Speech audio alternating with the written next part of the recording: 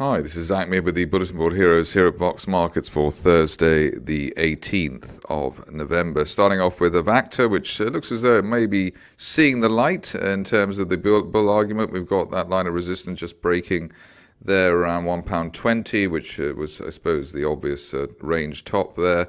We've also, perhaps more importantly, had an end-of-day close above the top of the initial November gap down at £1.16.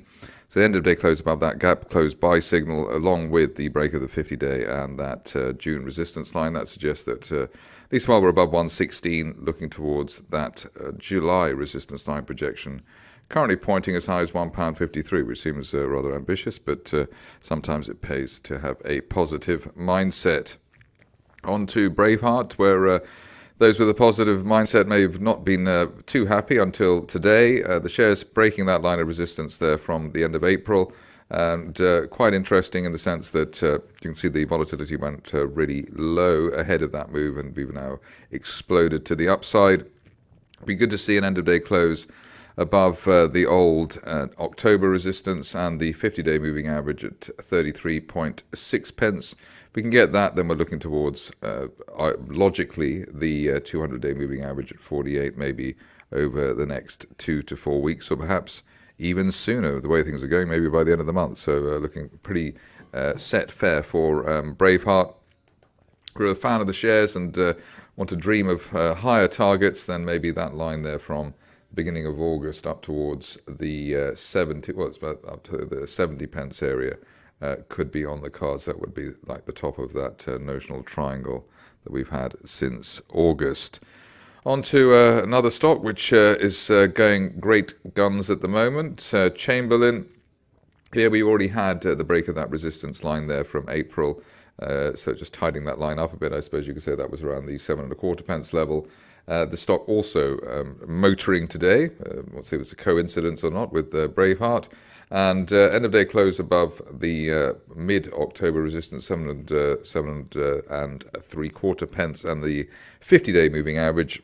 If I can get those words out, will hopefully get the shares up to retesting September resistance around 9.25 pence, maybe over the next week or two. Best case scenario for the shares over the next 1 to 2 months, maybe up towards 12 pence, which is the top of that post-April triangle on the daily chart. Onto a stock which has not been kind to shareholders, and interesting that shares actually jumped by a third today off the back of an announcement which was good, but perhaps there have been better announcements in the recent past which have not had such a decent reaction. Here we've broken that line from July, and also we are threatening to get a gap close buy signal. The top of the gap there from the beginning of last month at 15 pence, an end of day close above 15, could take the shares up to the main post-October resistance at 20 pence over the next week or two, even if the shares then fall after that. But we've had actually an island reversal, which is a gap down followed by a gap higher, and that is one of the strongest technical charting buy signals around. So 20 pence regarded as the minimum, perhaps at this stage up to 25 pence. Fitting that late September gap could be the best case scenario target for the shares. So it looks as though something at last positive is going on at Chill on a technical basis, if nothing else. Moving along to C4X and the rally that we've had, anticipated by that June resistance line break and the 50-day line break that we had just a week or two ago. Current situation is it looks as though we're in a bull flag here, for the flag around 41 pence, and that should be enough to give us a move up towards the top of that broadening triangle from March as high as 55 pence over the next couple of weeks. The stop loss back below 40 or 41, that kind of thing for that particular situation. Sinocode is next, and I think, as I said before, doesn't seem to be much interest in the shares on on social media, but who cares about that? The stock has done very well indeed. We had an initial target there at the top of that rising trend channel from the start of the year, around 19 pence, and that was hit about a week ago.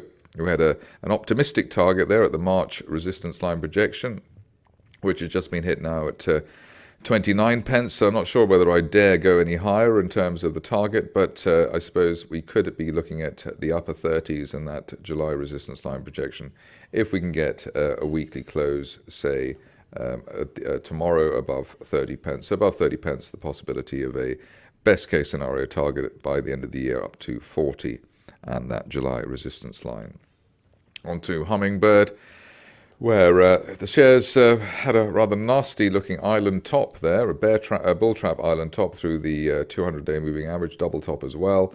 So it doesn't get worse than that. But the good news is that for November, we've had a higher support above the 15 pence level, and a weekly close above the 50-day moving average at 17 pence could be enough to allow the shares to head back into the low 20s, maybe filling that gap up to 21, even if they then fall back again. If you're a fan of the shares, you'll see that there is a broadening triangle that you can draw from March, and while we don't make any new lows, there is a chance of the upper 20s, again, as a best case scenario target over the next 1 to 2 months, but that is rather ambitious, and maybe one takes that with a bit of a pinch of salt at this stage.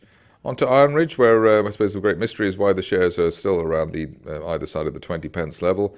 The market still being rather mean in terms of the valuation here, but we can break that line of resistance there from January around 23 and 3/4.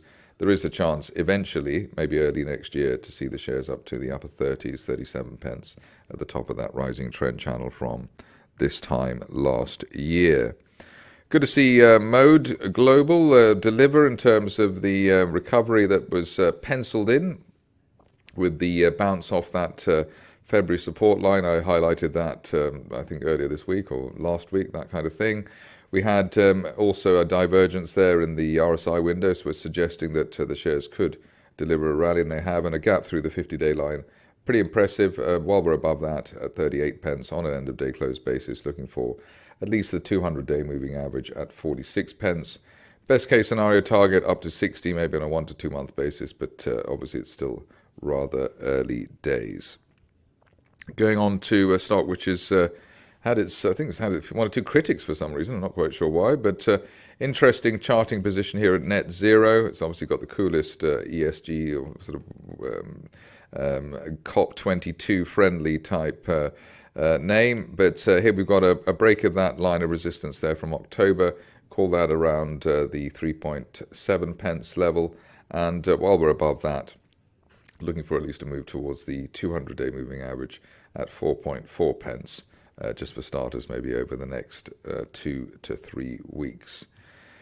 Stock which is rather more high profile than Net Zero is Novasit, and here the shares, I suppose it was a bit of a mode type reversal here with the bullish divergence. We also had a bounce off an extended support line there.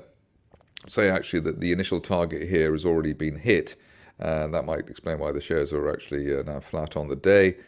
So hitting that line there from October around £3.17.